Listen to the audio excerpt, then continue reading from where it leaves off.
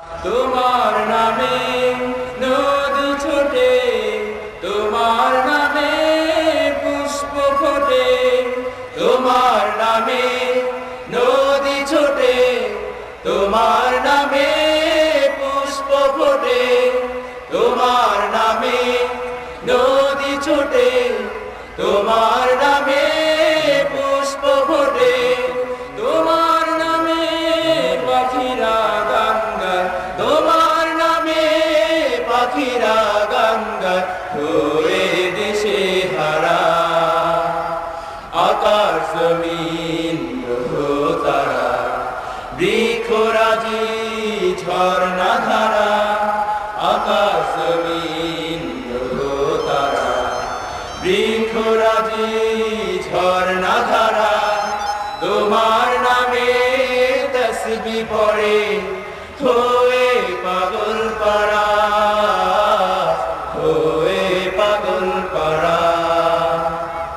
তোমার নামে চাঁদ ওঠে আকাশে, ফুলের সুবাস উড়ে যায় বাতাসে, তোমার নামে চাঁদ ওঠে আকাশে, ফুলের সুবাস উড়ে যায় বাতাসে, তোমার নামে চাঁদ ওঠে আকাশে, ফুলের সুবাস উড়ে যায় বাতাসে। তুমি দিলে সুবিশাল এই ধরণী, সাগরের মাঝে দিলে অথই পানি, তুমি দিলে সুবিশাল এই ধরণী, হয়ে পাগল পারা। তোমার নামে নদী ছোটে, তোমার নামে পুষ্প ফোটে, তোমার নামে নদী ছোটে, তোমার নামে পুষ্প ফোটে, তোমার নামে নদী ছোটে, তোমার নামে পুষ্প ফোটে, তোমার নামে পাখিরা গান গায়, তোমার নামে পাখিরা গান গায়, হয়ে দেশে হারা।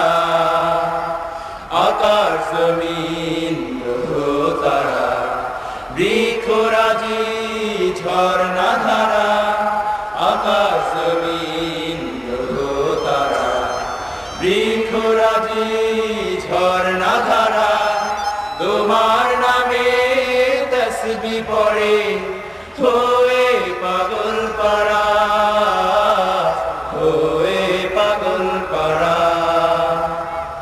তোমার নামে চাঁদ ওঠে আকাশে, ফুলের সুবাস উড়ে যায় বাতাসে, তোমার নামে চাঁদ ওঠে আকাশে, ফুলের সুবাস উড়ে যায় বাতাসে, তোমার নামে চাঁদ ওঠে আকাশে, ফুলের সুবাস উড়ে যায় বাতাসে। তুমি দিলে সুবিশাল এই ধরণী, সাগরের মাঝে দিলে অথই পানি, তুমি দিলে সুবিশাল এই ধরণী, সাগরের মাঝে দিলে অথই পানি, তুমি দিলে সুবিশাল এই ধরণী, সাগরের মাঝে দিলে অথই পানি।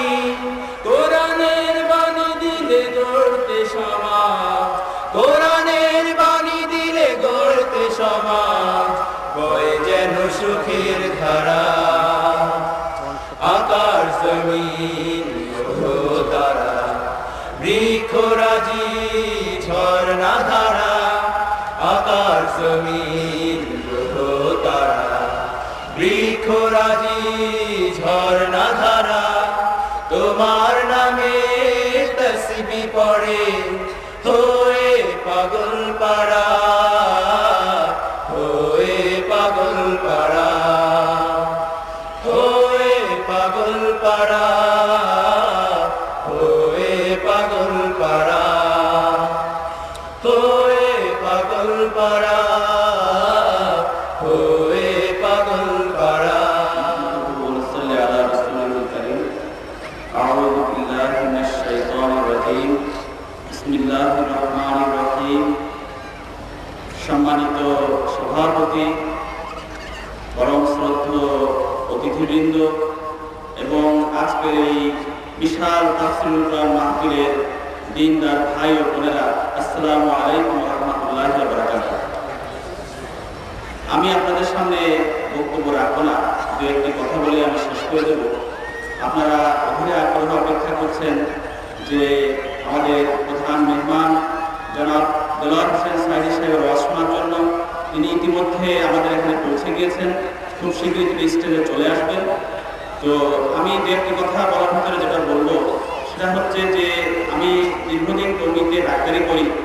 তো আমার বরাবরই একটা স্বাদ বা স্বপ্ন ছিল যে টঙ্গীতে আসলে বড় ধরনের একটা তাফসীরুল কোরআন মাহফিল হবে, যেখানে সারা দেশের বরেণ্য ওলামায়ে কেরামগণ তাফসীর পেশ করবেন, কোরআনের আলোচনা পেশ করবেন।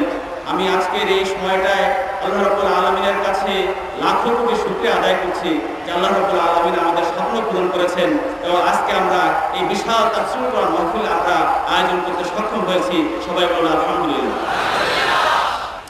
সম্মানিত ভাই ও বোনেরা, যে কোরআনকে চর্চার জন্য তাফসীরুল কোরআন মাহফিল, আজকে বলা যায় যে আমরা যারা মুসলমান আছি আমরা শুধুমাত্র নামেই মুসলমান, কিন্তু এই কোরআনের সাথে আমাদের আচরণ হচ্ছে সবচেয়ে খারাপ আচরণ, সবচেয়ে নিম্নমানের আচরণ হচ্ছে এই কোরআনের সাথে। আমরা নামে মুসলমান হলেও কোনো পর্যায়ে আজকে আমরা কোরআন চর্চা করছি না। এক সময় ছিল যে ফজরের পরে প্রত্যেক বাড়িতে কোরআনের আওয়াজ শোনা যেত, সুর করে কোরআন তেলাওয়াতের শব্দ শোনা যেত। আজকে আপনি যদি ফজরের নামাজের পরে বের হন তাহলে আপনি রাস্তাঘাটে আমার মনে হয় কোথাও কোরআন তেলাওয়াতের আওয়াজ শুনবেন না। আজকে ছাত্ররা, ছোট ছোট বাচ্চারা আজকে সকালে ঘুম থেকে ওঠার পরে তারা স্কুলে চলে যায়, কিন্তু কোরআনের চর্চা হয় না। আজকে আমরা নিজেদেরকে মুসলমান বলে দাবি করি, আমরা একটি বড় অংশ কোরআন তেলাওয়াতই করি না। আর অর্থসহ যারা কোরআন পড়ি এদের সংখ্যা খুবই খুবই নগণ্য। কিন্তু আমরা মুসলমান হিসাবে, আল্লাহর বান্দা হিসাবে আল্লাহ রাব্বুল আলামিন এই দুনিয়াতে আমাদের জীবন পরিচালনা করার জন্য যে বিধিবিধান পবিত্র কোরআন দিলেন, আমাদের কি সেই কোরআনকে জানার প্রয়োজন আছে না? সেই কোরআনকে জানার আমাদের প্রয়োজন আছে, কিন্তু আজকে কোনো পর্যায়ে এই কোরআন শিক্ষার ব্যবস্থা আজকে নাই। শিক্ষা ব্যবস্থা বলেন, বিভিন্ন মিডিয়া বলেন, টেলিভিশন বলেন, রেডিও বলেন, পত্রপত্রিকা বলেন, আল্লাহর দিন থেকে মানুষকে সরিয়ে নেওয়ার জন্য যত রকম পথ এবং পন্থা আছে সব কিছুই হচ্ছে, কিন্তু কোরআনের আলোচনা আজকে কোথাও হচ্ছে না। আজকে দেখুন বিভিন্ন জায়গায় বিভিন্ন মেলা হচ্ছে, গান বাজনা হচ্ছে, কিন্তু কোথায় কোরআনের আলোচনা হচ্ছে? তাফসীরুল কোরআন হচ্ছে। তো সুতরাং আমি আজকে এই তাফসীরুল কোরআন মাহফিলে আমি সবাইকে সুনির্বন্ধ অনুরোধ করব, আল্লাহ রাব্বুল আলামিন আমাদেরকে জীবন পরিচালনার জন্য যে কোরআন শরীফ দিয়েছেন, এই কোরআন শরীফ কারো কোনো দলীয় সম্পদ না। এই কোরআন শরীফ জামাত ইসলামের দলীয় সম্পদ না, এই কোরআন শরীফ বিএনপির সম্পদ না, এই কোরআন শরীফ ঐক্যজোটের সম্পদ না, এই কোরআন শরীফ আওয়ামী লীগের সম্পদ না। এই কোরআন শরীফ হচ্ছে সমস্ত মুসলমানের ইমানের দাবি, সমস্ত মুসলমানের সম্পদ হচ্ছে এই কোরআন শরীফ। সুতরাং এই কোরআনকে আমাদেরকে তেলাওয়াত করতে হবে, অর্থসহ তেলাওয়াত করতে হবে, এবং এই কোরআন অনুযায়ী নিজের জীবনকে পরিচালনা করতে হবে, এবং এই কোরআন কায়েমের যে আন্দোলন এই সমাজে রাষ্ট্রে চলছে, সেই আন্দোলনের শরীক হয়ে এই কোরআন বাস্তবায়নে আমাদেরকে ভূমিকা রাখতে হবে। সম্মানিত ভাই ও বোনেরা, আমরা এই কোরআনকে জানা এবং বোঝার জন্য যে তাফসীরুল কোরআন মাহফিলের আয়োজন করেছি, আমাদের ইচ্ছা, আমাদের আশা যে আমরা প্রত্যেক বছর এরকম তাফসীরুল কোরআন মাহফিলের আয়োজন করব। আপনারা কি রাজি আছেন? ইনশাআল্লাহ আমরা আগামীতে পদক্ষেপ দেব যাতে আমরা প্রত্যেক বছর এই ধরনের তাফসীরুল কোরআন মাহফিলের আয়োজন করতে পারি। আল্লাহ রাব্বুল আলামিন আমাদের সবাইকে আজকে যে তাফসীর শুনবো, সম্মানিত মেহমানের কাছে যে হেদায়েত শুনবো, সেই হেদায়েত অনুযায়ী আজকে আমাদের নিজেদের জীবনকে পরিচালনা করা, জীবনকে গঠন করা এবং কোরআনের শাসন কায়েমের আন্দোলনে ঝাঁপিয়ে পড়ার তৌফিক দান করুন। আমিন। ওয়া আখিরু দাওয়ানা আলহামদুলিল্লাহি রাব্বিল আলামিন। বিসমিল্লাহির রহমানির রহিম। আজকে ইমান তাফসীরুল কোরআন মাহফিলের সম্মানিত সভাপতি, উপস্থিত উলামায়ে কেরাম, দিনদার মুসলিয়ানে কেরাম, উপস্থিত সাংবাদিক ভাইসব, উপস্থিত আমার মা ও বোনেরা, আসসালামু আলাইকুম ওয়া রাহমাতুল্লাহি ওয়া বারাকাতুহু। মহান আল্লাহর লাখ শুকরিয়া আদায় করছি যে আল্লাহ তাআলা তার বাংলার পথ নির্দেশিকা আল কোরআন বুঝার জন্য, আল কোরআন বুঝে এই দুনিয়ায় চলার জন্য যে এই তাফসীরুল কোরআন মাহফিলে আমাদেরকে শরীক হওয়ার তৌফিক দান করেছেন, সেই জন্য মহান আল্লাহ আবারও শুকরিয়া আদায় করি, আলহামদুলিল্লাহ। প্রিয় ভাই সাহেব, আমরা আজকে যে মহান ব্যক্তির কাছ থেকে তাফসীর শুনব, তিনি আমাদের মাঝে কিছুক্ষণের মধ্যে এসে পৌঁছবেন। আমি তার আগে আপনাদের সামনে অতি সংক্ষেপে দুটি কথা আলোচ করতে চাই। প্রিয় ভাই বোনেরা, আল্লাহ তাআলা মানুষকে একটা বিশেষ উদ্দেশ্যে সৃষ্টি করেছেন। আল্লাহ তাআলা অসংখ্য সৃষ্টির মধ্যে মানুষকে একটা বিশেষ উদ্দেশ্যে সৃষ্টি করেছেন। আল্লাহ তাআলা অসংখ্য সৃষ্টি রয়েছে, সমস্ত সৃষ্টি আল্লাহ দেওয়া বিধান, আল্লাহ দেওয়া আইন পুরোপুরিভাবে মেনে চলেছে এবং সেগুলো আল্লাহ নিজেই তাদের জীবনে কার্যকরী করেছেন। তারা সেগুলো মেনে চলতে বাধ্য, কিন্তু মানুষকে আল্লাহ তাআলা এই দুনিয়ায় কিভাবে চললে দুনিয়ায় চললাম শান্তি পাবে এবং দুনিয়ার জীবন একদিন শেষ হয়ে যাবে। দুনিয়ার জিন্দগি শেষ হয়ে যাওয়ার পর যে জিন্দগি শুরু হবে, সেই জিন্দগি হলো প্রকৃত জিন্দগি। সেই জিন্দগির সফলতা হলো প্রকৃত সফলতা। দুনিয়া আমরা কেউ 60, 70, 100, 150 বছরের বেশি আর বেঁচে থাকার কোনো সুযোগ নেই। কিন্তু যে মানুষের মৃত্যুর পর যে জিন্দগি শুরু হবে, সেই জিন্দগির শেষ নেই। সেই জিন্দগির সফলতা হলো প্রকৃত সফলতা। দুনিয়ার জিন্দগিতেও আমরা বড় পুঁজিপতি হতে পারি, কেউ বড় নেতা হতে পারি, কেউ মন্ত্রী মিনিস্টার হতে পারি, কিন্তু তার জিন্দগি কিছুদিনের মধ্যেই শেষ হয়ে যাবে। শেষ হয়ে যাওয়ার পর যে জিন্দগি শুরু হবে, সেই জিন্দগির সফলতা হলো প্রকৃত সফলতা। প্রিয় ভাই সাহেব, সেই সফলতা অর্জন করার জন্য আল্লাহ তাআলা বিধান দিয়েছেন। আল্লাহ এই দুনিয়ায় চলার জন্য যে বিধান দিয়েছেন, সেই বিধান অনুযায়ী যদি আমরা দুনিয়ায় চলতে পারি, তাহলে দুনিয়ায় যেন আমরা শান্তিতে বসবাস করতে পারবো, পরকালে সেই জিন্দগিতে আমরা সফলতা লাভ করতে পারবো। অন্যথায় দুনিয়ায় এই জিন্দগিতে আমরা অশান্তিতে ভোগ করবো, যেমনি আজকে আমরা অশান্তিতে ভোগ করছি। আজকে দুনিয়ায় এত কোটি মুসলমান থাকা সত্ত্বেও আজকে বিজাতিদের দ্বারা মুসলমানরা লাঞ্ছিত, অপমানিত, নির্যাতিত। এর একমাত্র কারণ হলো আল্লাহ তাআলা দুনিয়ায় চলার জন্য যে বিধান দিয়েছেন, যে বিধানের দ্বারক পাক আজকে এই মুসলমানেরা, সেই মুসলমানেরা সেই বিধানের দ্বারক পাওয়া সত্ত্বেও তারা আজকে সেই বিধান থেকে দূরে সরে গেছে।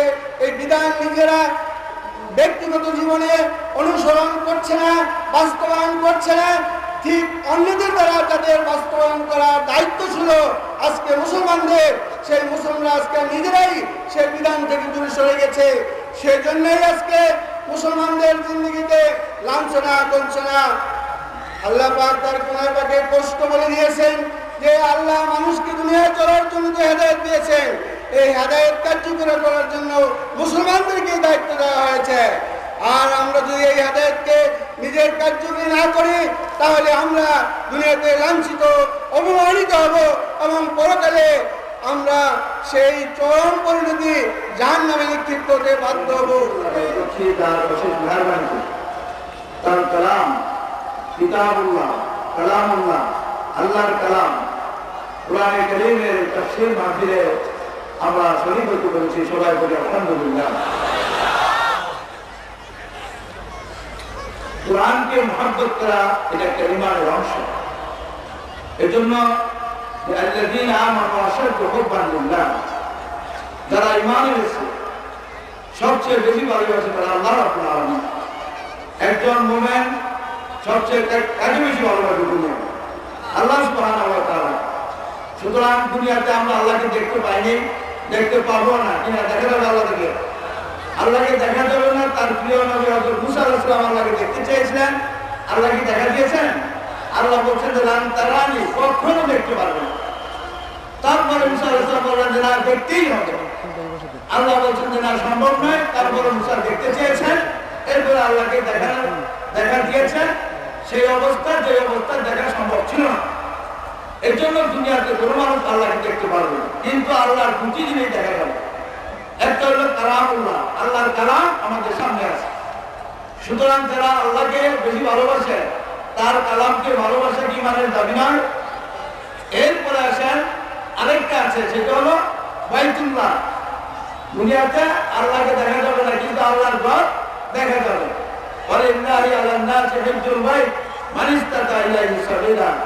আল্লাহ বলেছেন যে যাদের শক্তি সামর্থ্য আছে, তৌফিক আছে, টাকা পয়সা আছে, স্বাস্থ্য ভালো আছে, তারা আল্লাহর ঘর জিয়ারত করতে পারে। সুতরাং দুনিয়াতে দুইটা জিনিস আল্লাহর সিফাতের মধ্যে দুটো আছে, একটা হলো আল্লাহর কালাম আর একটা আল্লাহর ঘর বাইতুল্লাহ।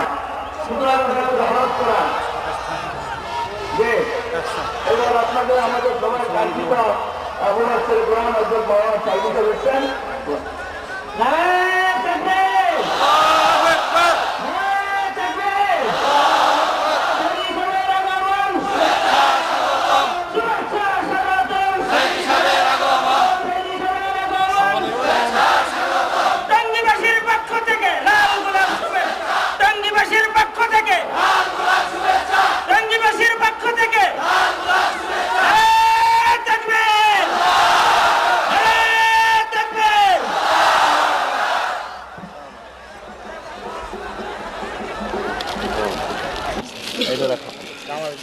ভালো আছে।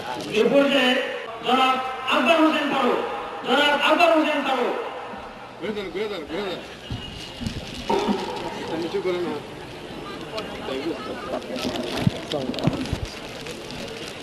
জনাব ডাক্তার ইদ্রিস আলম সাহেব।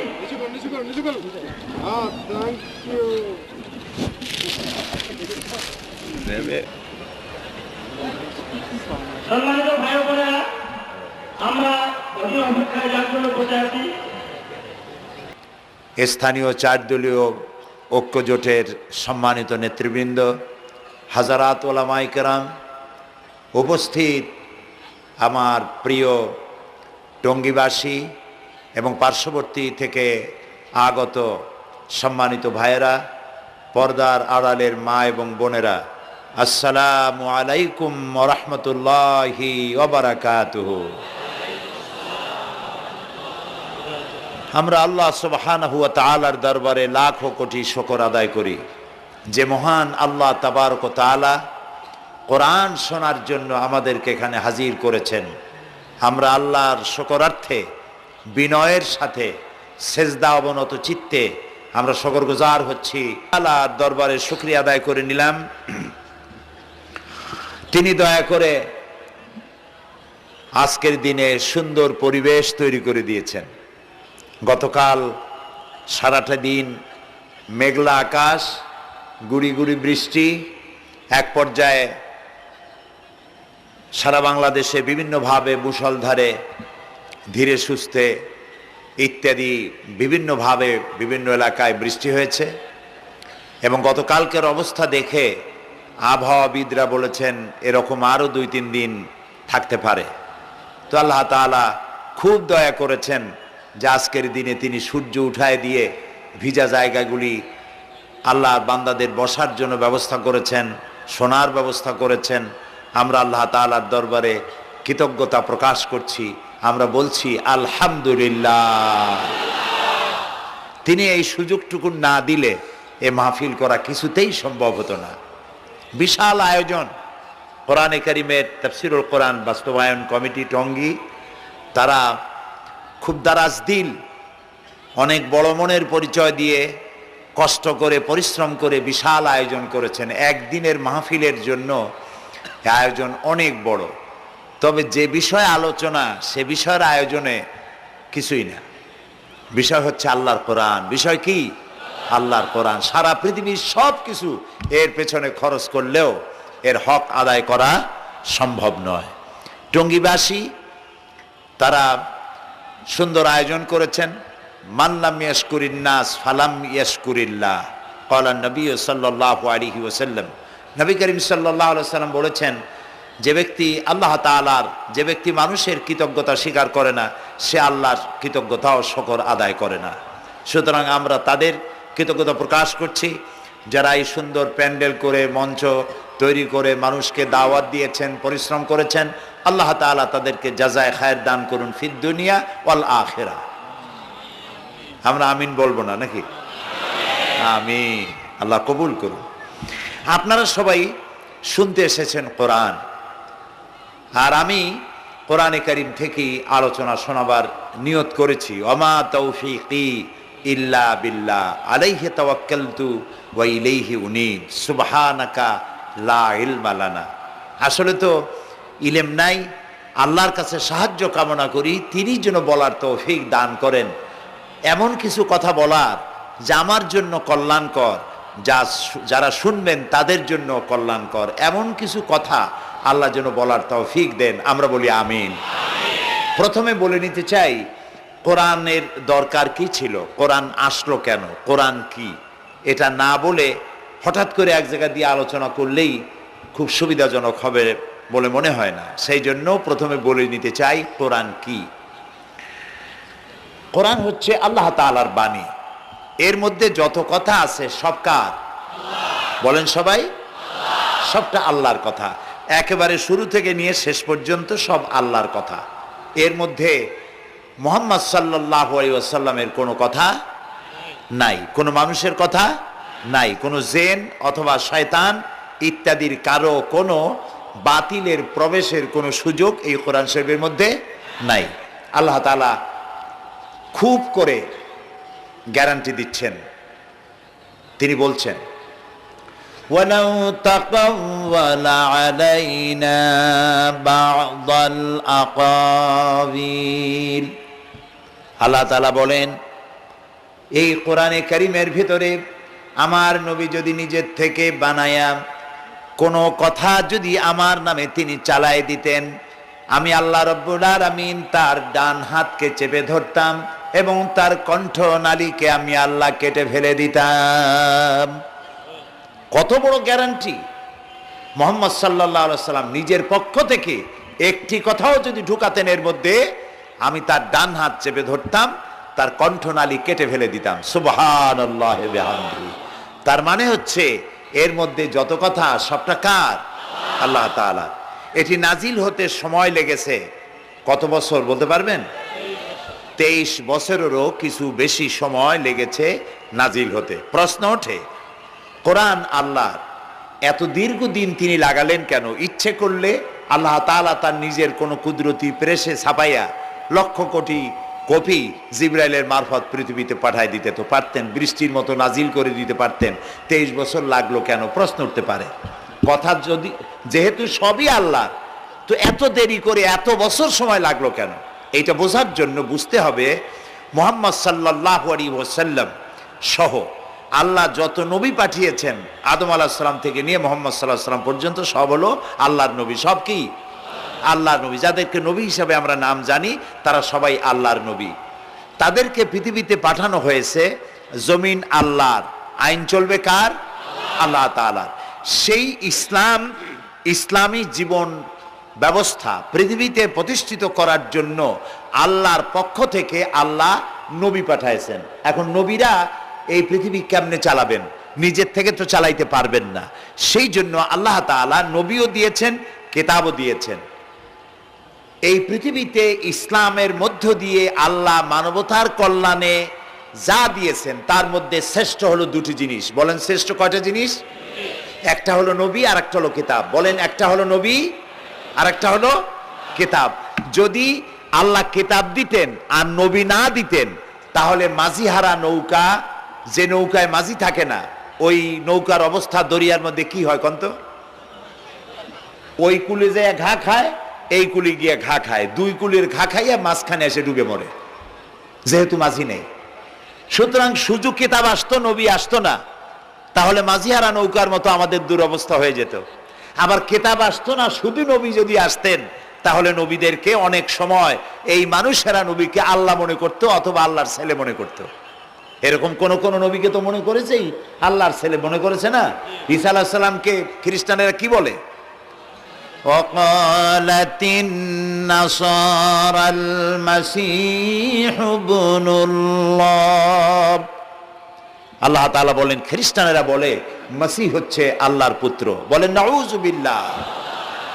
ওজায়েরকে তারা আল্লাহর পুত্র বলেছে এবং এক পর্যায়ে গিয়ে খ্রিস্টান এবং ইহুদিরা বলেছে যে শুধু ওজায়ের আর ঈসা আল্লাহর পুত্র নয়, নাহনু আবনাউল্লাহ, আমরাও আল্লাহর নাতিপুতি, আমরা বাদ যাব কেন?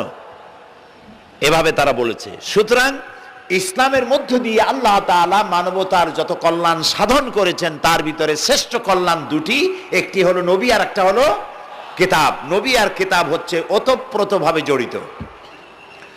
যেহেতু ইসলাম একটি আন্দোলনের নাম, একটি জীবন ব্যবস্থার নাম, একটি মোকাম্মাল নিজামে হায়াতের নাম, সেই আন্দোলনকে পরিচালিত করেছেন নবীরা।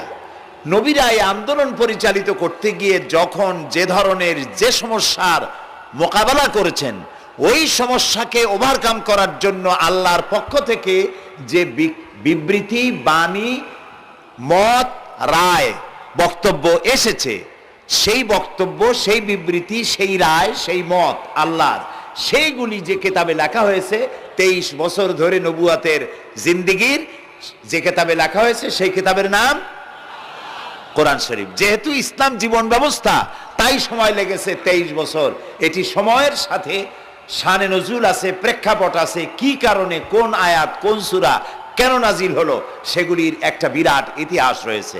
কোরআনে কারীম আল্লাহ তাআলা নাজিল করে দিলেন, নবী করিম সাল্লাল্লাহু আলাইহি ওয়াসাল্লাম এই কোরআন দিয়ে একটি সমাজ, একটি রাষ্ট্র তৈরি করলেন। বলেন সুবহানাল্লাহ। আমরা বুঝি নাই, না বুঝার কারণে কোরআনের কাছে যাই না। কোরআনের কাছে আমরা কখন যাই? যখন আমাদের কারো জ্বর হয়, আমাদের বউর যদি সোনার জিনিস চুরি হয় অথবা গরু চুরি হয়, তখন এক মৌলভী সাহেবের কাছে যাওয়া হয়, হুজুর গরু চুরি হয়ে গেছে, একটু চাল পোড়া দেন, চোর ধরবো। এখন আপনি কি মনে করেন যে আল্লাহ তাআলা চোর ধরার জন্য কোরআন শরীফ নাজিল করছেন? আল্লাহ তাআলা বললেন, হে রাসূল, কোরআন একটা দিলাম, দুনিয়ার যত চোর আছে সব চাল পড়বেন আর চোর ধরবেন, যত মেয়ে লোকরে জেনে ধরে খালি তাবিজ লাগবেন আর জেন ছাড়াবেন। এই জন্য আসছে কোরআন? না, এই জন্য কোরআন আসে নাই। কোরআন কি জন্য আসছে? কোরআন চোরকে ধরার জন্য আসে নাই, চুরিকে বন্ধ করে দেওয়ার জন্য কোরআন এসছে। কথা কি বুঝতে পারেন? কোরআন ডাকাত ধরতে আসে নাই, ডাকাতি বন্ধ করার জন্য এসেছে। কোরআন খুনিকে ধরার জন্য আসে নাই, কোরআন অবৈধ রক্তপাত চিরকালের জন্য বন্ধ করে দেওয়ার জন্য কোরআনের আগমন ঘটেছে। এটা হচ্ছে সেই কোরআন। এই কোরআন এক সময় এমন ছিল যে কোরআনকে সম্মান করার কারণে মুসলমানদের ইজ্জত বেড়েছিল। আর আজকে আমাদের যদি সম্মান নষ্ট হয়ে থাকে, তার একমাত্র কারণ কোরআনের সাথে আমরা আমাদের সম্পর্ককে ছিন্ন করে ফেলেছি। বিশ্বকবি আল্লামা ইকবাল বলেন, वो जमाना में मुअज़्ज़ज़ थे मुसलमान होकर और तुम खार बने हो तारिके कुरआन होकर। সে যুগে মুসলমানেরা কোরআনকে সম্মান করে, কোরআনের আইনকে অনুসরণ করে পৃথিবীতে তারা মর্যাদা লাভ করেছিলেন। আর আজকে কোরআনকে ছেড়ে দিয়ে তোমরা অমর্যাদীয়, পৃথিবীর মধ্যে নির্যাতিত, নিপীড়িত, হোমলেস, স্টেটলেস, পৃথিবীতে সব থেকে নির্যাতিত তোমরা হয়েছ কোরআনের সাথে সম্পর্ক ছিন্ন করার কারণে। আজ যদি আমরা আমাদের ভাগ্যকে, ভাগ্যের উন্নয়ন যদি চাই, আচ্ছা আমি আগে জিজ্ঞেস করে নিতে চাই, আমরা কি আমাদের ভাগ্যের উন্নয়ন চাই? কারা কারা চাই দেখি তো? ভাগ্যের উন্নয়ন কারা চাই? আমরা সবাই চাই। ভাগ্যের উন্নয়ন যদি চাই তাহলে কি করতে হবে? আল্লাহ তাআলা বলেছেন, ইন্নাল্লাহা লা ইউগাইয়িরু মা বিকাওমিন হাত্তা ইউগাইয়িরু মা বিআনফুসিহিম। আল্লাহ তাআলা বলেন, নিশ্চয়ই আল্লাহ তাআলা কোন জাতির ভাগ্য পরিবর্তন করেন না যতক্ষণ পর্যন্ত সেই জাতি নিজেদের ভাগ্য নিজেরাই পরিবর্তন করার জন্য সচেষ্ট হয়। যতক্ষণ পর্যন্ত আমরা আমাদের ভাগ্য পরিবর্তনের চেষ্টা করব না, আল্লাহ তাআলা আমাদের ভাগ্য ভালো বানায়া। এই কথা কি বুঝে আসছে? এখন চলুন এই ভাগ্য পরিবর্তনের জন্যই কোরআনের কাছে আসতে হবে। সেই জন্য মৌলিকভাবে কিছু কথা আমাদের জানা দরকার। সেই কথাগুলি আমি আপনাদের সামনে আলোচনা করব ইনশাআল্লাহ। আমি আলোচনা করব সূরা আস-সাফ দ্বিতীয় রুকু। আল্লাহ তাআলা সূরা আস-সাফের দ্বিতীয় রুকুতে বলছেন, ইয়া আইয়ুহান্নাযীনা আমানু হাল আদুল্লুকুম আলা তিজারাতিন তুনজিকুম মিন আযাবিন আলীম তু'মিনুনা বিল্লাহি ওয়া রাসূলিহি ওয়া তুজাহিদুনা ফি সাবিলিল্লাহি বিআমওয়ালিকুম ওয়া আনফুসিকুম যালিকুম খায়রুল লাকুম ইন কুনতুম তা'লামুন। সাদাকাল্লাহুল আযীম। সূরা আস-সাফ দ্বিতীয় রুকু। আল্লাহ তাআলা বলছেন, হে বিশ্বাসীরা, তোমরা যারা ঈমান এনেছো শোনো, হাল আদুল্লুকুম আলা তিজারাতিন তুনজিকুম মিন আযাবিন আলীম, আমি কি তোমাদেরকে এমন একটা ব্যবসায়ের কথা বলবো না যে ব্যবসায় তোমাদেরকে জাহান্নামের কঠিন শাস্তি থেকে রক্ষা করবে? এমন একটা ব্যবসার কথা বলবো না? তার মানে অবশ্যই বলবো। সুবহানাল্লাহ বলেন। একথা কে বলছেন? আল্লাহ তাআলা। তোমরা যাতে জাহান্নাম থেকে বাঁচতে পারো সেজন্য আমি একটা ব্যবসার কথা বলবো। সাধারণত মানুষের আশা হলো দুইটা। মানুষের আশা কয়টা? দুইটা। একটা হলো দুনিয়ায় শান্তি চাই, আখেরাতে মুক্তি চাই। দুনিয়ায় কি চাই বলেন জোরে? আর আখেরাতে কি? কিসের থেকে মুক্তি? এই দুইটি জিনিস হলেই কিন্তু আমাদের সব অভাব পূরণ হয়ে যায়, আর কিছুর প্রয়োজন হয় না। দুনিয়ায় শান্তি চাই, আখেরাতে মুক্তি চাই। আল্লাহ তাআলা বলেন, এই দুইটি জিনিস, দুনিয়ায় যদি শান্তি চাও আর আখেরাতে যদি মুক্তি চাও, তাহলে এমন একটি ব্যবসার কথা আমি অবশ্যই তোমাদেরকে বলবো। ব্যবসার কথা বলা হলো কেন? ব্যবসার কথা বলা হলো এই কারণে, মানুষেরা ব্যবসাটা বোঝে খুব ভালো। ব্যবসার দিকে মানুষের ঝোঁক প্রবণতা খুব বেশি। আর ব্যবসায় কয়েকটি জিনিস লাগে, লক্ষ্য করুন। ব্যবসার জন্য প্রথমে লাগে পুঁজি। শুধুমাত্র পুঁজি ইনভেস্ট করে যদি বসে থাকেন তাহলে ব্যবসায় লাল বাতি জ্বলবে।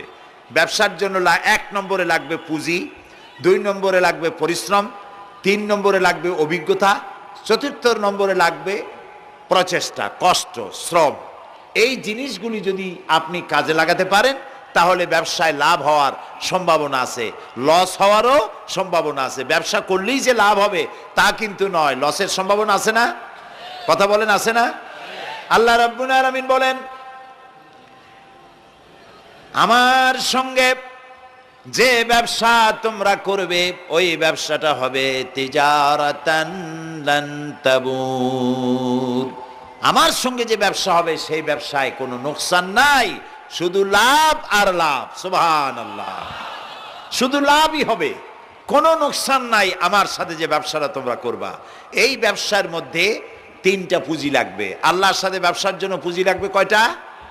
আমি সেই 3টি পুঁজির কথা আপনাদের সামনে বলবো। বলেন ইনশাআল্লাহ। 1 নম্বর পুঁজি, আল্লাহ বলছেন এই ব্যবসাটার পুঁজি লাগবে 3টা। তুমিনুনা বিল্লাহি ওয়া রাসূলিহি ওয়া তুজাহিদুনা ফি সাবিলিল্লাহি বিআমওয়ালিকুম ওয়া আনফুসিকুম। একটি হলো আল্লাহর প্রতি ঈমান, 2 নম্বরে রাসূলের প্রতি ঈমান, 3 নম্বরে জান আর মাল দিয়ে জিহাদ করা আল্লাহর রাস্তায়। ইন কুনতুম তা'লামুন, যদি তোমরা ইসলাম বুঝে থাকো, এরই মধ্যে তোমাদের জন্য রয়েছে কল্যাণ, এর মধ্যেই কল্যাণ নিহিত।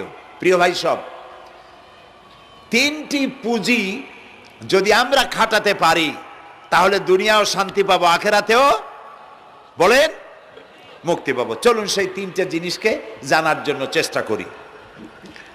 1 নম্বর হচ্ছে আল্লাহর প্রতি ঈমান। জোরে বলেন, 1 নম্বরে কি? তুমিনুনা বিল্লাহ। আপনারা বলবেন এটা তো কোনো নতুন কথা নয়, এটা তো আমরা জানি। হ্যাঁ, আমরাও জানি আল্লাহর প্রতি আমরা সবাই ঈমান এনেছি। এইখানে যত লোক বসা আছি আমরা আল্লাহর উপর ঈমান এনেছি কিনা বলেন? এটা এমন একটা প্রশ্ন যে জবাব না দিয়ে মুখ বুজে থাকা কুলক্ষণ। আমরা আল্লাহর উপর ঈমান এনেছি কিনা? এনেছি। কিন্তু ঈমান আনার জন্য 4টি শর্ত আছে। আল্লাহর প্রতি ঈমান আনার জন্য কয়টা শর্ত? চারটি শর্ত মুখস্থ করুন। 1 নম্বর হচ্ছে আল্লাহর জাতে বিশ্বাস, আল্লাহর 2 নম্বরে সিফাতে বিশ্বাস, 3 নম্বরে কুদরতে বিশ্বাস, 4 নম্বরে হুকুম ও আহকামে বিশ্বাস। বাংলায় বলি, 1 নম্বরে হচ্ছে আল্লাহর অস্তিত্বে বিশ্বাস, 2 নম্বর আল্লাহর গুণাবলীতে বিশ্বাস, 3 নম্বর আল্লাহর ক্ষমতায় বিশ্বাস, 4 নম্বর আল্লাহর আদেশ নিষেধে বিশ্বাস। এই 4টি শর্ত পূরণ করতে পারলে আল্লাহর উপরে ঈমান এনেছি এই দাবির যথার্থতা প্রমাণ হবে। চলুন একটু বিশ্লেষণে যাই। আল্লাহর প্রতি ঈমান কথাটা কি? 1 নম্বর হচ্ছে আল্লাহর অস্তিত্বে বিশ্বাস করা। আল্লাহ রাব্বুল আলামিন তিনি এক এবং একক। আমাদের জীবনের ঈমান আনয়নের জন্য সর্বপ্রথম যে স্লোগান আমাদেরকে দিতে হয়েছে সেই স্লোগান হলো লা ইলাহা ইল্লাল্লাহু মুহাম্মাদুর রাসূলুল্লাহ। আদম আলাইহিস সালাম থেকে শুরু করে মুহাম্মদ সাল্লাল্লাহু আলাইহি সাল্লাম পর্যন্ত সমস্ত নবীদের স্লোগান কয় রকম ছিল বলেন? এক রকম। সকলেই দাওয়াত দিয়েছে। আদম আলাইহিস সালাম যে দাওয়াত, নূহ আলাইহিস সালাম, ইব্রাহিম আলাইহিস সালাম, ইউসুফ আলাইহিস সালাম, মুসা আলাইহিস সালাম, সব নবীর একই দাওয়াত। পড়েন সবাই, লা ইলাহা ইল্লাল্লাহ, লা ইলাহা নাই, একটু জোরে পড়েন, লা ইলাহা ইল্লাল্লাহ, লা ইলাহা, লা ইলাহা।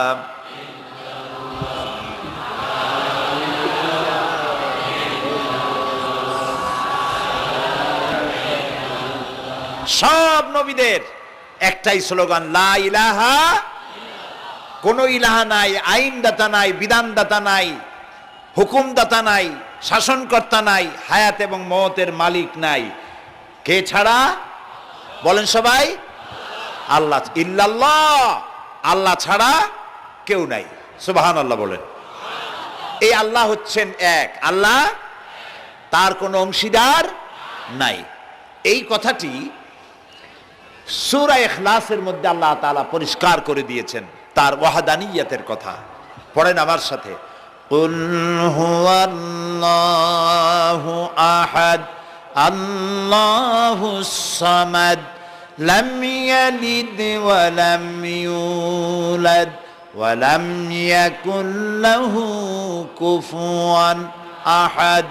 আল্লাহ তাআলা বলেন, নবী আপনি বলুন আল্লাহ এক, তিনি একক, তিনি কাউকে জন্ম দেন নাই, তাকেও কেউ জন্ম দেয় নাই। আকাশ এবং জমিনে আল্লাহর সমকক্ষ কেউ নাই। এটা আল্লাহর অস্তিত্বের প্রমাণ। তিনি ছিলেন, তিনি আছেন, তিনি থাকবেন। তো আল্লাহ রাব্বুল আলামিনের তিনি যে এক এবং তিনি আছেন, এটাকে স্বীকার করতে হবে। আমি মনে করি না যে আল্লাহর অস্তিত্বের উপরে কোনো বড় বক্তব্য এখানে রাখার প্রয়োজন আছে। এখানে কোনো নাস্তিক আসছে বলে আমি মনে করি না, আলহামদুলিল্লাহ কন।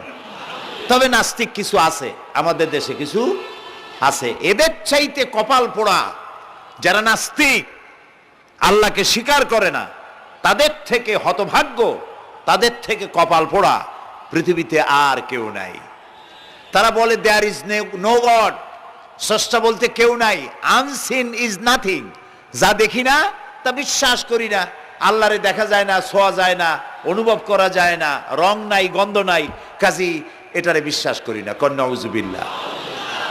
এই কথা যে তারা বলে, এই কথার মধ্যে তাদের বৈপরীত্য আছে, স্ববিরোধী কথা তাদের। কারণ তারা বাতাস দেখে না, অথচ বাতাসের অস্তিত্বকে স্বীকার করে। বাতাসকে আমরা দেখি, অস্তিত্ব স্বীকার করি কিনা? ফুলের গন্ধ দেখি, ফুল দেখি, ফুলের গন্ধ দেখি না। গন্ধ অস্বীকার করেন কেউ? অস্বীকার করি না। তারপরে ইথার দেখি না, অক্সিজেন দেখি না, বিশ্বাস করি কিনা? এগুলি আছে, বিশ্বাস করি কিনা? তো এগুলিকে আমরা বিশ্বাস করি না দেখে কত বড় কপাল পোড়া। আল্লাহরে দেখি না তাই বিশ্বাস করি না।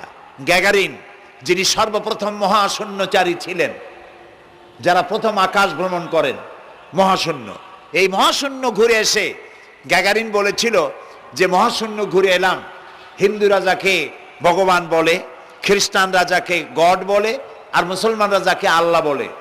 আমরা বহু দিনের পর দিন, সপ্তাহের পর সপ্তাহ সারা আকাশটা ঘুরে আসলাম মহাশূন্য, আল্লাহও দেখলাম না, ভগবানও দেখলাম না, আর এই গডও দেখলাম না।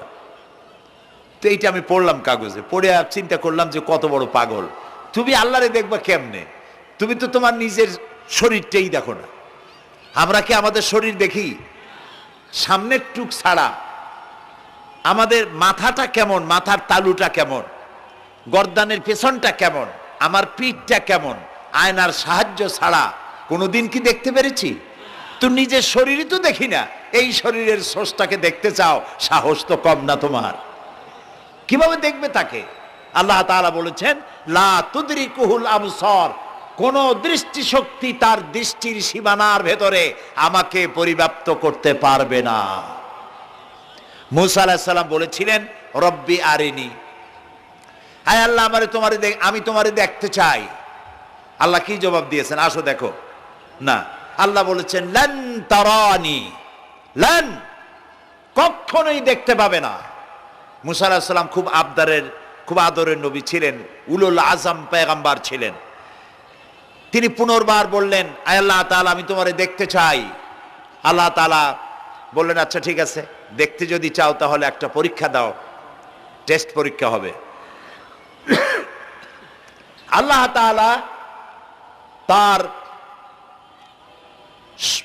70,000 পর্দার আড়াল থেকে তার নূরের একটা ঝলক নিক্ষেপ করলেন পাহাড়ের প্রতি।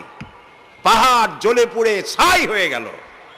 মূসা আলাইহিস সালাম শুধু এক পলক দেখলেন আর আল্লাহু আকবার বলে চিৎকার মেরে বেহুশ হয়ে পড়ে গেলেন। সুতরাং আল্লাহকে দেখা যাবে না এই চর্মচক্ষু দিয়ে, দুনিয়ার এই চোখ দিয়ে আল্লাহকে দেখা যাবে না। লা তুদরিকুহুল আবসার, আল্লাহ পরিষ্কার বলেছেন কোন দৃষ্টি শক্তি তার দৃষ্টির সীমার ভেতরে আমাকে আনতে পারবে না। সুবহানাল্লাহ। তবে জান্নাতের ভেতরে আল্লাহ তাআলা জান্নাতীদেরকে জিজ্ঞেস করবেন, আমি যত নিয়ামতের কথা তোমাদের বলেছিলাম সেই নিয়ামতগুলি জান্নাতে এসে তোমরা পেয়েছো? জান্নাতীরা বলবে আয় আল্লাহ পেয়েছি। আল্লাহ পাক বলবেন ওয়ালাদাইনা মাজিদ, আমার কাছে আরো বেশি আছে। তাও আমরা সুবহানাল্লাহ কব না, বুঝি না তা সুবহানাল্লাহ কব কোন জায়গায়? ওয়ালাদাইনা মাজিদ, আমার কাছে আরো বেশি আছে। বেহেশতীরা চিন্তা করলো এত মজার বেহেশত, কত কিছু পাইলাম, এরপরে গাছে পাকা পাকা ফল খাইতে ইচ্ছা করে, গাছে উঠবো না, গাছের ডাল মুখের কাছে আসে, ছিঁড়বো না, ফল মুখের মধ্যে পড়ে যায়, চাবাবো না, গলে পেটের মধ্যে চলে যায়। পায়খানা নাই, পেশাব নাই, ঘাম নাই, পরিশ্রম নাই, কষ্ট নাই, আসছেই তো আল্লাহর কাছে আরো বেশি আছে। সেটা কি? জান্নাতীরা খামোশ হয়ে বসে থাকবেন। বিশ্বনবী মুহাম্মদ রাসূলুল্লাহ সাল্লাল্লাহু আলাইহি ওয়াসাল্লাম তখন বলবেন হায় আল্লাহ রাব্বুল আলামিন, জান্নাতীরা আমার উম্মতেরা তারা বুঝতেই পারে নাই তোমার কাছে যা বেশি আছে সেটা তারা বুঝতে পারে নাই। হায় আল্লাহ তাআলা, জান্নাতীরা সব নিয়ামত পেয়েছে ঠিক, কিন্তু যার জন্য আরামের ঘুমকে হারাম করে গভীর রাত্রে জেগে জেগে তাহাজ্জুদের নামাজ আদায় করে চোখের পানি ফেললো, যার জন্য জিহাদ করলো, যার আইন কায়েমের জন্য শহীদ হলো, যার জন্য মান ইজ্জত শেষ করলো, হিজরত করলো, কষ্ট করলো, রক্ত দিল, জীবন দিল, সেই আল্লাহকে তারা এখনো দেখতে পারে নাই। ওয়ালাদাইনা মাজিদ, এর তাফসীরে বলা হয়েছে আল্লাহর কাছে যেটা আসে তিনি দর্শন দিবেন। নবী করিম সাল্লাল্লাহু আলাইহি ওয়াসাল্লাম এই কথা যখন বলবেন যে আল্লাহকে আমাদের এই আমার জান্নাতীদের আল্লাহকে এখনো দেখা হয় নাই, যে আল্লাহর জন্য সব করলো তারে এখনো দেখা হলো না, আল্লাহ তাআলা তখন আপন কুদরতে তার সামনের সব পর্দাকে সরিয়ে দিবেন। সুবহানাল্লাহ। হাসরবাসীরা তখন আল্লাহ তাআলা কোরআনে কারিমে বলছেন রব তাকিয়ে থাকবেন বান্দাদের দিকে আর বান্দারা তাকিয়ে থাকবে রবের দিকে। সুবহানাল্লাহ। এর মধ্যে কত লক্ষ বছর পার হয়ে যাবে কেউ বুঝতে পারবে না। দুঃখের রাত পোহাতে খুব কষ্ট হয়, আর সুখের রাত কোন ফাঁকে আজান হয়ে যায় টের পায় না, ঠিক না? আল্লাহকে দেখতে থাকবে মানুষেরা, সুবহানাল্লাহ সুবহানাল্লাহ। আল্লাহকে বলি, আয় আল্লাহ তাআলা, জান্নাতের যে অনুষ্ঠানে তুমি তোমার দর্শন মুবারক দিয়ে জান্নাতীদেরকে তুমি ধন্য করবে, সেই মজলিসের কোন এক কোনায় কানায় আমাদের মতো গুনাহগারদের একটু জায়গা করে দিও আল্লাহ তাআলা। এটা জীবনের সব থেকে বড় কামিয়াবি। সুতরাং আল্লাহ রাব্বুল আলামিন, তাকে দেখা যাবে না, কিন্তু তার সৃষ্টি জগৎ থেকে তাকে চেনা যায়। এত সুন্দর ফুল, এটা এমনি এমনি হতে পারে না। হযরত ইমাম আবু হানিফা রাহমাতুল্লাহ আলাইহির সাথে এক নাস্তিকের বাহাস হওয়ার কথা। সে নাস্তিক অস্বীকার করেছে আল্লাহ নাই। ইমাম সাহেব বলেছেন আছেন। আচ্ছা ঠিক আছে, তর্ক হবে, বিতর্ক অনুষ্ঠান হবে। ইমাম সাহেব তার আসার সময় চাইতে প্রায় 1-2 ঘন্টা ডিলে হয়ে গেল। নাস্তিক উপস্থিত জনগণকে বলল, যে লোক তার ওয়াদা রক্ষা করতে পারে না তার সাথে আবার বহস কিসের? এ কথা বলতে বলতেই ইমামে আজম আবু হানিফা রাহমাতুল্লাহ আলাইহি মঞ্চে উঠে এসেছেন। নাস্তিক বলল, আপনার সাথে আমার তর্ক করার উৎসাহ হারিয়ে ফেলেছি। কেন? আপনি যে এতটা সময় ওয়াদা খেলাপ করলেন, 2 ঘন্টা হয়ে গেল, মূল অনুষ্ঠানের শুরুতে আপনি আসলেন না।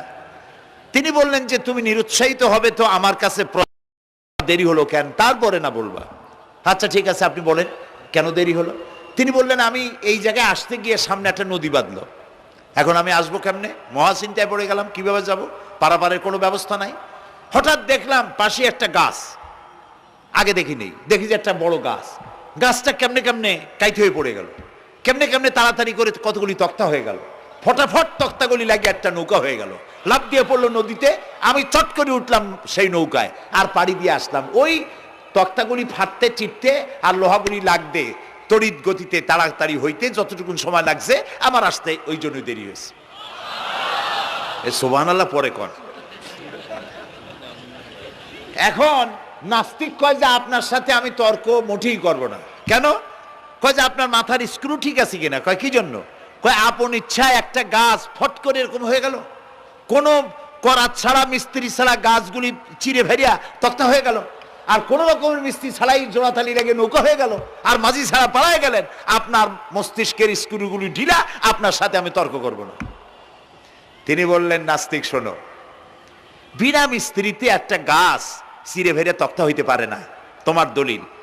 বিনা মিস্ত্রিতে কতগুলি তক্তা একত্রিত একটা নৌকা হইতে পারে না, তাহলে বিশাল আকাশ বিনা মিস্ত্রিতে কেমনে তৈরি হইলো?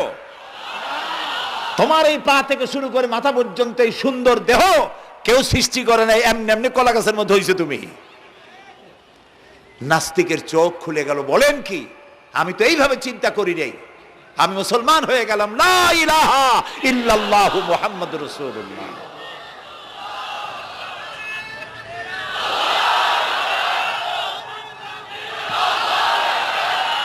আল্লাহ পাকের অস্তিত্বকে বোঝার জন্য তার সৃষ্টি জগৎ যথেষ্ট। সুবহানাল্লাহ বলেন। শুধুমাত্র কপাল পোড়া ওরাই আল্লাহরে চেনে না। লক্ষ্য করুন, আপনার আমার পা থেকে শুরু করে মাথা পর্যন্ত কি সুন্দর বিন্যাস করেছেন আল্লাহ তাআলা। সুবহানাল্লাহ। আল্লাহ তাআলা বলেছেন, দেখো, আফালা ইয়ানজুরুনা ইলাল ইবিলি কাইফা খুলিকাত। তোমরা কি দেখো না যে আমি উটকে বানাইছি কেমনে? আল্লাহর আদাত মোবারক, আল্লাহর সিস্টেম, আল্লাহর কুদরত হচ্ছে এই লাঠি দিয়া পিটাইয়া মানুষকে হেদায়েত করার কোনো অভিলাষ, কোনো ইচ্ছে আল্লাহর নাই। সুবহানাল্লাহ বলেন। আল্লাহ রাসূলকে বলেছেন, ইন্নামা আনতা মুযাক্কিরুন লাস্তা আলাইহিম বিমুসাইতির। হে নবী, আমি আপনাকে উপদেশক করে পাঠিয়েছি পৃথিবীতে, লাঠি মারার জন্য দারোগা করে বাড়াই নাই। সুবহানাল্লাহ। আপনি আল্লাহরে মানবেন না, আল্লাহ একটা ফেরেশতা পাঠাই দেবে পিটাই আর গর্দানের চামড়া উঠাইবেন না। আল্লাহ বলেন যে দেখো, যুক্তি প্রমাণের মাধ্যমে তুমি আল্লাহকে চিনতে শেখো, নিজের দিকে তাকাও। আচ্ছা, তোমরা উট দেখো নাই? কে বলতেছেন? আল্লাহ বলছেন, উট দেখো নাই? আফালা ইয়ানজুরুনা ইলাল ইবিলি কাইফা খুলিকাত ওয়া ইলাস সামায়ে কাইফা রুফিআত। ওই বিশাল আকাশ। আচ্ছা দেখেন তো, এই যে প্যান্ডেলটা, আমাদের দৃষ্টিতে প্যান্ডেলটা বড়, কিন্তু আকাশের দৃষ্টিতে এটা কি? কিচ্ছু না, কিচ্ছুই না। এই প্যান্ডেলটুকুন তৈরি করতে কয়শো বাঁশ লাগছে দেখছেন তাকে? আচ্ছা এবার আকাশটার দিকে তাকান, কয়টা খুঁটি আছে? কয়টা খুঁটি আছে? আল্লাহ তাআলা বলছেন আনতুম আশাদ্দু খালকান আমিস সামাউ বানাহা, তোমারে বানানো কঠিন না ওই বিশাল আকাশটা বানানো কঠিন? তো অত বড় আকাশটাই তো আমি বানাইছি। কে বলতেছেন? আল্লাহ তাআলা। আল্লাহ বলছেন আফালা ইয়ানজুরুনা ইলাল ইবিলি কাইফা খুলিকাত, উট বানাইছি কেমনে দেখো নাই? এইটা নিয়ে মুফাসসিরিনে কেরাম অনেক তাফসীর করেছেন। কেউ বলেছেন আল্লাহ তাআলা এই জন্য এটা বলেছেন যে উটের দুইটা হাঁটু। সমস্ত প্রাণীর হাঁটু কয়টা? কয় দুইটা। আপনার কি দুইটা হাঁটু? একটু বুঝে শুনে জবাব দেন। আমাদের হাঁটু কয়টা? গরুর কয়টা? হাতির কয়টা? সব প্রাণীর হাঁটু একটা, উটের হাঁটু দুইটা। তারপর উট মরুভূমিতে থাকে, মরুভূমির জাহাজ, অনেক কথা অনেকে বলেছেন। কিন্তু একজন চিকিৎসা বিজ্ঞানী কোরআনে কারীমের এই আয়াত পড়ে তিনি চিন্তা করলেন আল্লাহ উটের কথা কইলেন কেন, যে কেমনে বানাইছি দেখো নাই, নিশ্চয় ওর মধ্যে কিছু আছে। সে উটকে চেরাফারা করলো, উটকে অপারেশন করে, সার্জিক্যাল অপারেশন করে তারপরে তিনি আবিষ্কার করলেন। শুনুন কি আবিষ্কার করলেন তিনি আবিষ্কার করলেন পৃথিবীর সমস্ত মানুষেরা, সমস্ত প্রাণী জগৎ পানি পান করে আর সবটা পেশাব করে বের করে দেয়। উট একমাত্র প্রাণী পানি পান করার পর সবটা খাইয়া হজম করে না, তার লাঞ্চের কাছে আলাদা একটা চেম্বার আছে, ওই চেম্বারে কিছুটা পানি সেখানে সে রিজার্ভ রাখে। গেল এক নম্বর। দুই নম্বরে পাওয়া গেল অক্সিজেন। প্রাণী জগৎ বাতাস থেকে অক্সিজেন গ্রহণ করে আর কার্বন ডাই অক্সাইড করে এটাকে বের করে দেয়। উট একমাত্র প্রাণী অক্সিজেন যতটা গ্রহণ করে ততটা ছেড়ে দেয় না, ওর থেকে কিছুটা জমা করে রাখার জন্য তার বুকের মধ্যে একটা জায়গা আল্লাহ একটা চেম্বার তৈরি করেছেন, ওখানে অক্সিজেন জমা থাকে, একদিকে পানি আর একদিকে অক্সিজেন শ্বাস প্রশ্বাসের জন্য। কারণ কি? কারণ হলো মরুভূমিতে বালুর ঝড় হয়, যাকে আরবিতে বলা হয় সাইমুম, বালুর ঝড়। এই ঝড় যখন শুরু হয় তখন একটানা ঝড় চলতে থাকে 2 দিন 3 দিন 1 সপ্তাহ চলতে থাকে। মানুষেরা টের পেয়ে যার যার আশ্রয় গ্রহণ করে। উট তো মরুভূমিতে চড়ে বেড়ায়, সে এইটাকে পালাবে কোথায়? সে বাঁচবে কি করে মরু ঝড়ের মধ্যে? বালির ঝড়, বৃষ্টির মতো বালি পড়ে গাড়ি ডুবে যায়, পাহাড় ডুবে যায়, এই অবস্থা হয়ে যায়। উট বাঁচবে কি করে? আল্লাহ রাব্বুল আলামিন উটের দেহ তৈরি করার সময় এমন ব্যবস্থা করে দিলেন, উট যখন টের পায় বালুর ঝড় হবে, সঙ্গে সঙ্গে তার সামনের 2টা পাও দিয়া বালু সরায় দিয়া তার মাথার গলার অর্ধেকটা বালুর মধ্যে ঢুকায় দিয়া 5 দিন 7 দিন যেন থাকতে পারে, পানি আর অক্সিজেনের জন্য, সে যেন মারা না যায়। এর জন্য আল্লাহ রাব্বুল আলামিন তার বুকের মধ্যে পানি আর অক্সিজেন রাখার ব্যবস্থা করেছেন। আফালা ইয়ানজুরুনা ইলাল ইবিলি কাইফা খুলিকাত, কেমনে উট বানাইছি দেখো নাই? সুবহানাল্লাহ বলে। আল্লাহ রাব্বুল আলামিন তার এই বিশাল সৃষ্টি, আকাশ জমিন গাছপালা তরু লতা কীট পতঙ্গ সাগর নগর সব তৈরি করে তারপরে আল্লাহ তাআলা বলছেন এবার তাকাও আমার আকাশের দিকে, তাকাও আমার জমিনের দিকে। আল্লাযী খালাকা সাবা সামাওয়াতিন তিবাকা মা তারা ফি খালকির রহমানি মিন তাফাউত। তাকাও আমার আকাশের দিকে, তাকাও আমার জমিনের দিকে। আল্লাহ তাআলা বলছেন দেখো কোনো ভুল আছে নাকি? হাল তারা মিন ফুতুর, কোনো ভুল দেখতে পাও? কে জিজ্ঞেস করছেন? তাকাও আকাশের দিকে দেখো, জমিনের দিকে দেখো, হাল তারা মিন ফুতুর, কোনো ভুল দেখতে পাও? আল্লাহ তাআলা বলেন বারবার তাকাও, বারবার তাকাও। এভাবে বারবার দেখতে দেখতে তোমার চক্ষু কাতর হয়ে তোমার নিজের দিকে ফিরে আসবে, আমার সৃষ্টি নৈপুণ্যতার ভেতরে কোনো ভুল খুঁজে পাবে না।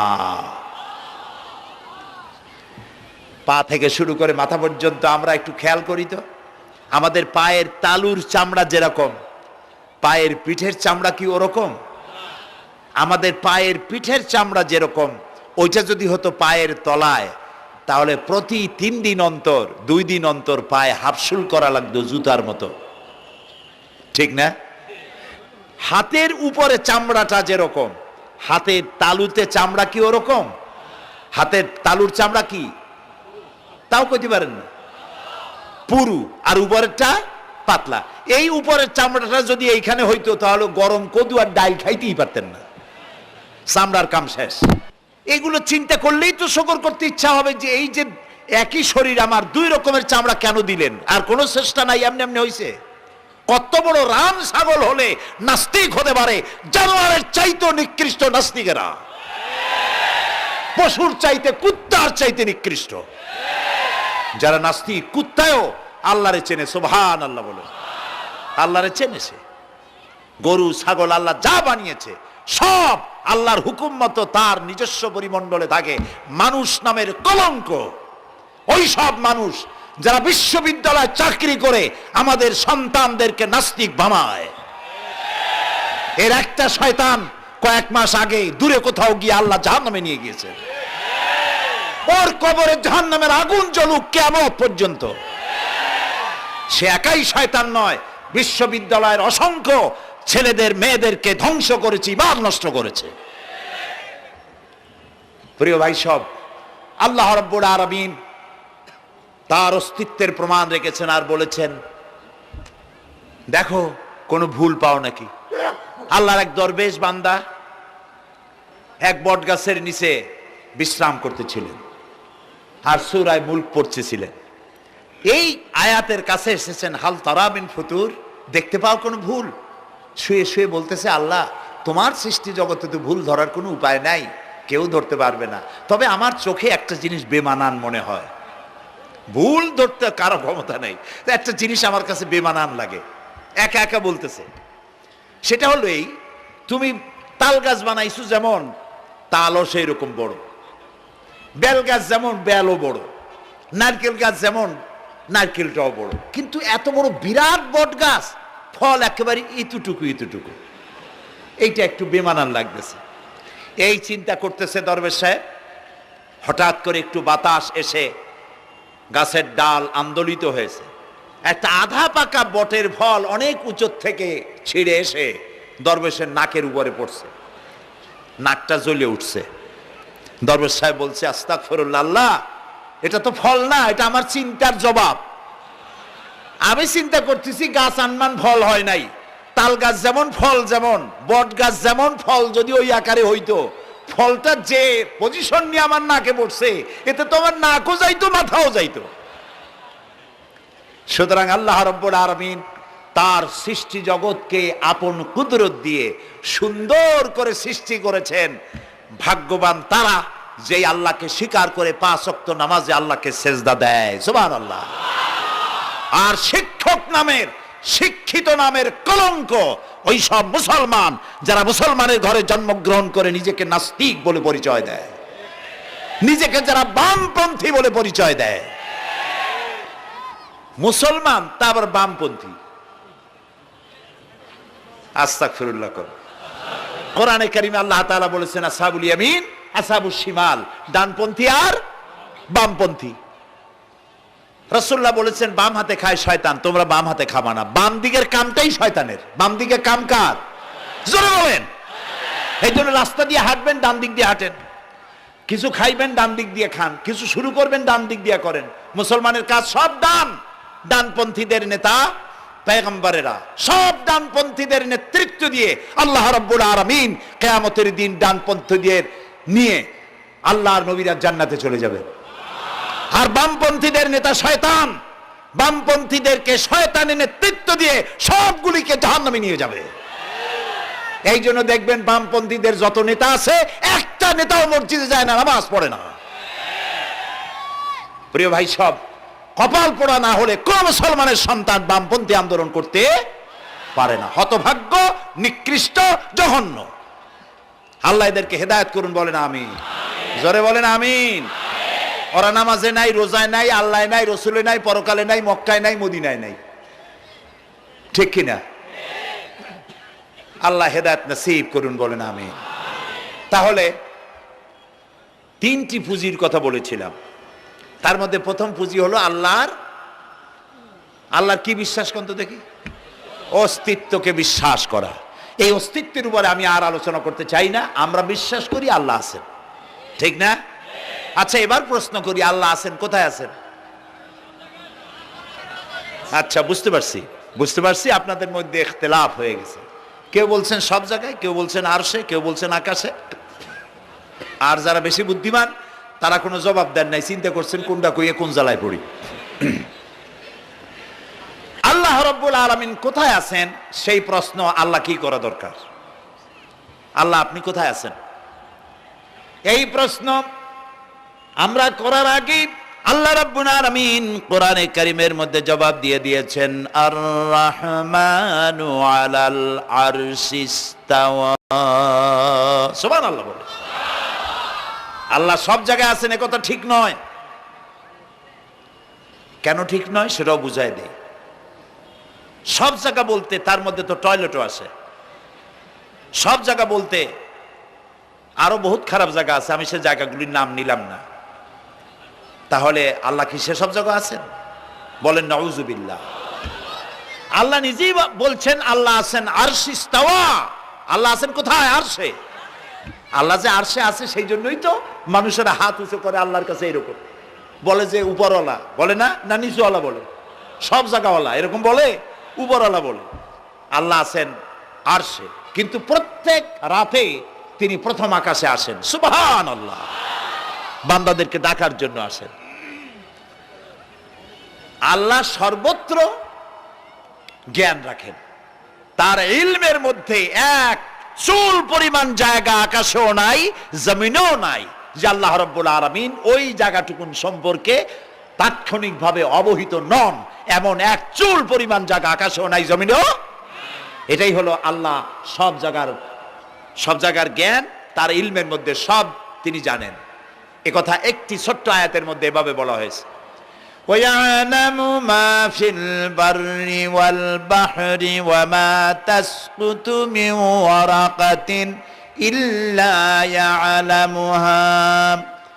এই পৃথিবীতে জমিনের ভিতরে কি হয়, সমুদ্রের অতল তলদেশে কি হয়, সব আমি জানি। এমনকি এই পৃথিবীর কোনো একটি গাছের পাতা যদি পড়ে যায়, কোন দেশের কোন গাছের কোন পাতা পড়েছে সে খবর আমি আল্লাহর কাছে হয়ে যায়। এটি আমি বললাম, বানায় বললাম? এটি কোথায় আছে? তো আল্লাহ রাব্বুল আলামিন কোরআনে পরিষ্কার করে বলে যে একটা পাতার খবর যদি আল্লাহর কাছে হয়, তাহলে আমরা কোথায় কি করি তিনি টের পান না? অবশ্যই টের পান। এটি আমাদের মনে রাখতে হবে। তো আল্লাহ তাআলা তার উপরে আমাদের বিশ্বাস হচ্ছে এই যে তিনি আরশে ইস্তাওয়া, আরশে আছেন, এবং তিনি না জানেন না দেখেন এমন কিচ্ছু নাই, না শোনেন এমন কিচ্ছু নাই। এমনকি সমুদ্রের অতল তলদেশে ছোট্ট পাথরের ভিতরেও যদি একটি পোকা যদি পালায়ে থাকে, এমন পোকা যা মাইক্রোস্কোপ যন্ত্র ছাড়া দেখা যায় না, এমন একটি পোকা আটলান্টিক বা প্রশান্ত মহাসাগরের অতল তলদেশে থেকে যদি ক্ষুধার যন্ত্রণায় চিৎকার মারে, কেউ শোনে না। আরশের মালিক আল্লাহ রাব্বুল আলামিন বলেন আমি শুনতে পাই। সুতরাং তিনি সব শুনতে পান, তিনি দেখতে পান, এবং সবকিছু তার নলেজে আছে। এ হচ্ছে আল্লাহর অস্তিত্বে বিশ্বাস। 2 নম্বরে আল্লাহর সিফাতে বিশ্বাস। 2 নম্বরে কি বলেন? সিফাত মানে কি? গুণ। বলেন কি? গুণাবলীতে বিশ্বাস। আল্লাহর নাম আল্লাহ। বলেন তো? আল্লাহ নয়, কিন্তু আল্লাহ হচ্ছে অশুদ্ধ, শুদ্ধ হচ্ছে আল্লাহ। বলার সময় মুখটা গোল হয়ে যাবে। বলেন তো, সবাই উচ্চারণ করেন আল্লাহ, আবার বলেন আল্লাহ, আবার বলেন আল্লাহ। সুবহানাল্লাহ, কি মধুর নাম, কি মজার নাম। কোন বান্দা যদি অন্তরের অন্তঃস্থল থেকে একবার যদি বলে আল্লাহ, আল্লাহ রাব্বুল আলামিন 70 বার সাড়া দিয়ে জিজ্ঞেস করেন বান্দা কি চাও, আমি শুনছি। আল্লাহ হচ্ছে ইসমে জাত, আর সিফাতি নাম হচ্ছে বাকি 98টা নাম। মোট ওয়ালাহুল আসমাউল হুসনা, আল্লাহ তাআলা রয়েছে পবিত্র নাম, অনেক নাম, 99টা নাম। কয়টা নাম? আল্লাহ হচ্ছে ইসমে জাত। এই যে আমরা অনেক সময় খোদা বলি, খোদার কসম, খোদার কিরা, খোদা হাফেজ বলি না আমরা? এই খোদা শব্দ যতটা সম্ভব এই শব্দ উচ্চারণ থেকে বিরত থাকা উচিত, কারণ আল্লাহর 99 নামের মধ্যে খোদা বলে কোনো শব্দ নাই। কেউ যদি 10 লক্ষ বার খোদা বলে, একবার আল্লাহ বলার সমান হবে না, হবে না। কেমন খোদা বলে আল্লাহ নিজের নামকে পরিচিত করেন নাই। আল্লাহর নাম হচ্ছে আল্লাহ। আল্লাহর নাম কি? আর বাকি হলো গুণবাচক নাম। তিনি রব, তিনি রাজ্জাক, তিনি ওয়াদুদ, তিনি জব্বার, তিনি কাহ্হার, তিনি রহমান, তিনি রহিম। এরকম আছে না নাম? সব গুণবাচক নাম। এই আল্লাহকে বিশ্বাস করতে হবে।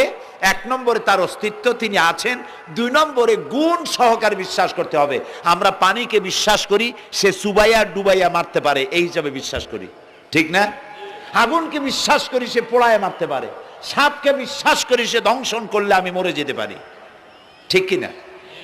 এইভাবে প্রত্যেকটা জিনিসের গুণ সহকারে তাকে বিশ্বাস করতে হয়।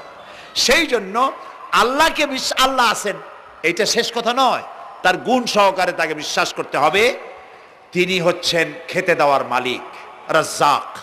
মানে বলেন তো নামটা কি? রাজ্জাক মানে কি? রিজেক দাতা। কে রিজেক দাতা?